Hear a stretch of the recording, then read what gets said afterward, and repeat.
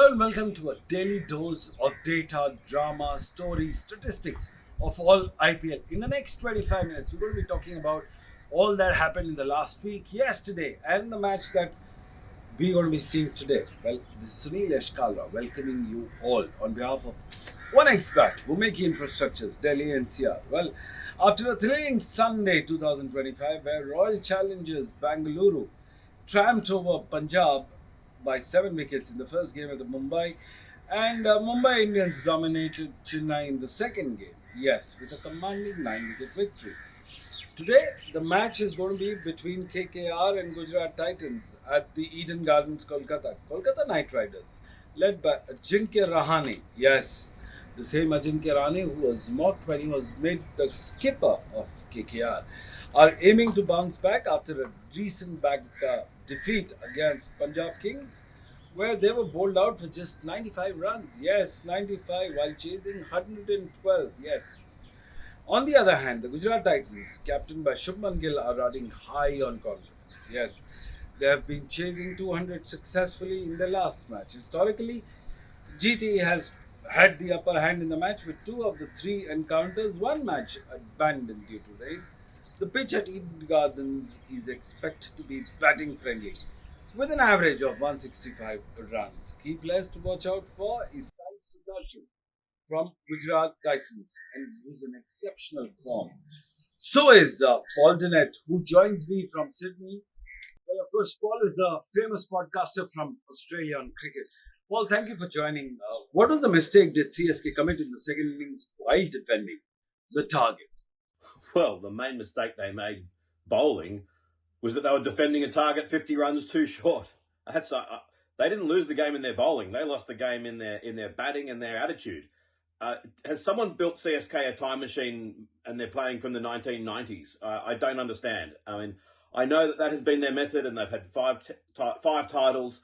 They're one of the two great clubs of the tournament. But this was really disappointing. This was the pitch that a couple of weeks ago, RCB and Mumbai combined for well over 400 runs. The way Mumbai batted in the second innings showed that they were well on track to be a part of a similar game had CSK come to the party. I just do not understand the defensive mindset. I mean, generally, yeah, I get it.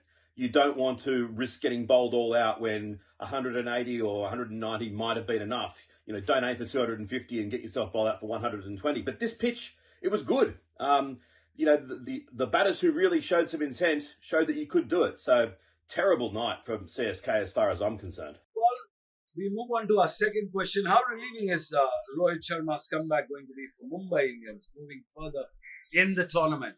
Well, a massive relief. And I think apart from anything else, it robs the media of a very easy talking point. I mean, we all just can't help but before every Mumbai game say, is this the game that Rohit Sharma will get back into form, or will his runabouts continue? And it's kind of an oversimplification because I've said it before. David Warner used to say, and I'm sure he still will, I'm not out of form, I'm just out of runs. And it sounds like a glib statement, but it makes sense that you play one bad shot and you're out. No other sport kind of does that than batting in cricket. And so imagine in football, if you make one bad attempt on goal as a striker and you're subbed off immediately. No, you get a chance to redeem yourself. But Sharma has looked all right in the last few innings. And you could tell by the frustration when he's been, getting in the teens or 20 odd and he's walking off thinking, oh, I thought this was the night. So it was nice to see him, to see him perform so well.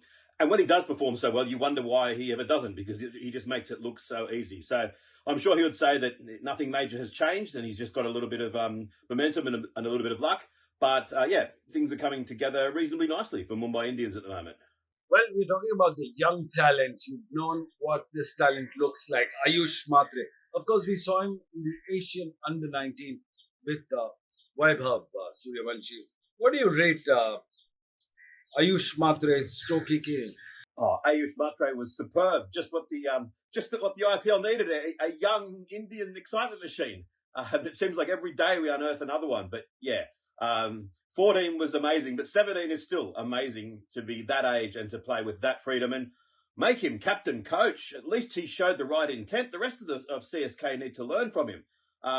You know, the opening partnership of Rashan Ravindra and Rashid moping along. Even Dubé and Jadeja, who ultimately finished up with decent sorts of scores, 50-odd runs at a strike rate in the 150s, started really slowly and without much intent. You know, this is the sort of pitch where you're expecting a couple of players to make decent scores with strike rates in the 180s. So, yeah, on a very, very disappointing night for CSK, the youngster was one of the possibly the only bright spot. Well, we now welcome Stanley Chiozza, the coach from Zimbabwe, joining the show. Thank you, Stanley, for joining the show. Gujarat Titans have dominated head-to-head battle against KKR with the margin that they've won 2 games out of the 4 matches. Will it be positive for them for a 7-wicket win over DC in the last game?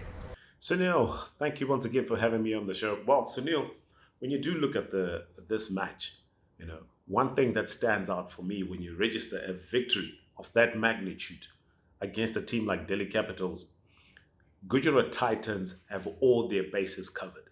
Okay, their bowling is going well, their batting is going well, and when you're coming into a match like of this nature, playing at Eden Gardens versus KKR, momentum is the key.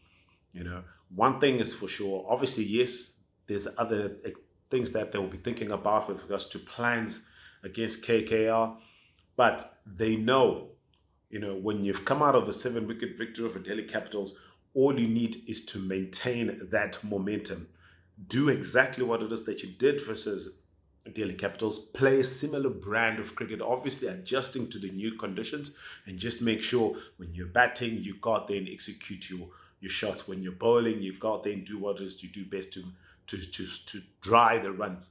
Okay, Gujarat Titans have got all bases covered. And what I mean by this, just look at their top order. They rely on it quite heavily, and this top order has been fantastic. 895 runs in just 7 matches. Okay, their bowling has continued to be stingy, relying on that spin in the middle order, and the seamers up front have done the good job as well. An overall run rate economy, if I can say, of 9. That is brilliant. So they're complementing each other. The batting department is going out and doing the job with the bat. The bowling has been very good in restricting and or making sure that they defend totals. So that holistic approach in terms of making sure that they are clinical, whether with bat and ball, is exactly the sort of momentum they're looking to carry into this match versus KKR. There shouldn't be any too holistic changes, but they'll just be backing themselves with the positive mindset that if we can beat a team like Delhi Capitals by 7 wickets, if we play a brand similar and or possibly go one better, then we should easily beat KKR. That should be the line of thinking of Gujarat Titans. Well, Stanley, we can't help but ask this question. KKR lost their last game against GT in Kolkata by 7 wickets. That's a huge margin. And they've been through a roller coaster this season. How should they approach this game against GT? Remember, Kolkata Knight Riders are the defending champion of the previous year. Your views? So, for KKR, their bowling has been their song suit this season. If at all, many a time this season, their bowling is what has kept them in the games. They've got a fantastic economy rate, an over economy rate of 8.3 to the over. That is brilliant. And it's so good that some of the victories that they have won have largely been due to their bowling. Right, at a time when their batting is not doing so well, if you're playing at home, then you need to make sure that you give yourself a chance by making sure that you prepare conditions that are strong suited to your bowling. But then now, if spin is your strong strength, if you then look at the bowling of GT, spin is also their strong suit. Yes, Rashid Khan has not been at his best this season, but it's bound to happen. But if conditions are suitable for him, we know what he can do. Sai Kishore has been brilliant. And one aspect that I like about Sai Kishore is not just about spin-friendly conditions and lack of them. He's been able to perform even in conditions that have not been spin strong suited. So runs have not been forthcoming. And with regards to runs not forthcoming with the bat, you're forced to look at how the team has been assembled. When you lose a player like Phil Salt, when you lose a player like Shreyas Iyer, and then your top batter in this current season is Ajit Rahane, a batsman who's not even in the top 15 in this format in terms of run scoring in the IPL season. It's really, really tough. Okay, so you've got to look at at how the team has been set up in terms of, did they get this right? Yes, you can't hold on to your top batsman. It's true. Shubman Gill is coming back to Eden Gardens today, a former KKR stalwart as well. So yes, you can't hold on to your top batsman, but the bottom line is, how has this team been set up? I mean, KKR, they rely on a lot of experimentation. They rely on being innovative. I mean, opening with Sinan Narine with the bat and bowling depth, bowling spin in the death overs. So it's more of a hope than following a clear plan, as it were. So with regards to score with runs on the board, if they don't get runs on the board, KKR will be struggling here because they'll be facing a bowling lineup that is very, very economical. They've got a fantastic economy rate, the GT Titans bowling attack. And when you are under pressure, when you're not scoring runs, facing a bowling attack of that nature just makes life a bit more difficult. Well, we'll let go of Stanley Chiozza, but also invite one of the most decorated umpires of IPL, who's umpired in 17 editions. Now he takes on a serious and a successful role of commentary. Anil Chaudhary. Anil, KKR looking more favourites in this, considering the favour from the whole conditions at the Eden Gardens today. What are your views on this? KKR need to come up with different plans. Like GT is playing very well as a unit. So first of all, they should break the partnership in power play, and then they have to control a lot of players. Those who are in form, because GT has players like Sai Sudarshan, Gill, and few more to back up. And the bowling also is very good. So because the GT is a team which is playing very well as a unit. They are not very big players of T20, but they are very good performance overall, and that's why they are winning. Their bowling also, their captain also very good. So Gill is like guiding them very well. So KK need to plan them especially with their two bowlers Narayan and Varun. I think they should come early and then they should attack, because if you take wickets, then you can control them, because Sai and all they need to get out early. Otherwise, they will make a big score, and then KKR can be in problem. Do KKR need to come up with some special plans or preparations at their home ground, considering GT is not being able to play out of their skins, especially in the Eden Gardens? KKR has a lot of T20 match winners, especially Russell, Rinku Singh, Varun, Sunil Naran. These are players, those who can, on their day, they can individually win game for KKR. Ground is short, boundary, they can hit sixes. Pitch is also good in Calcutta, and they practice there, so they are aware of conditions. So KKR can surprise GT. Although GT overall is a good team, but individuals of KKR can surprise them, and they can have a good game. I tell you, uh, GT need to be careful from Sunil Narayan, Russell, Rinku, and Varun also. They have good individual match winners. Thank you, Anil. We now invite Christopher Mpofu, the famous Zimbabwean fast bowler. Former, rather, is a better way to put it together. Christopher, what KKR have learned and improved to execute against GT after a terrible, terrible 16-run defeat at Punjab's hands in a low scoring affair. How important is it to move on from that unexpected defeat? Your views? So KKR versus GT. As we all know, that KKR are coming off a defeat that they had against the PKSB. So for me, this is an encounter that they need to win. So if you're saying if the the morale or the boost in the team, if it has gone down or if it has gone up, I'm sure they will not think of that as much, because it was one of those games that you have to forget about. They bowled very well, and then they couldn't, afford to chase it easily. So for me, it's one of those games that you forget about and, move on with life. They haven't been as consistent as they would want in the past few games, but we know how good they are.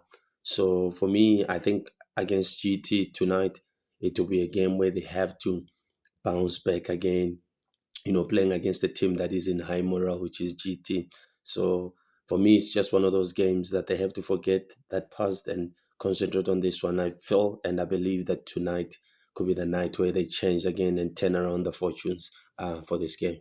Before we wind up our show, how impactful is Joss Butler current form going to be for GT while approaching the game and defend against the defending champions KKR? I beg your pardon. So you ask me how impactful is Joss Butler coming onto this game and his form. For me, he's one man that is oozing in confidence. We saw the last game how good he timed the cricket ball. So for me, he's one person that KKR have to watch out for. He's very much, I said it, oozing in confidence. He looks like he's in a superb touch, and KKR have to really deal with him.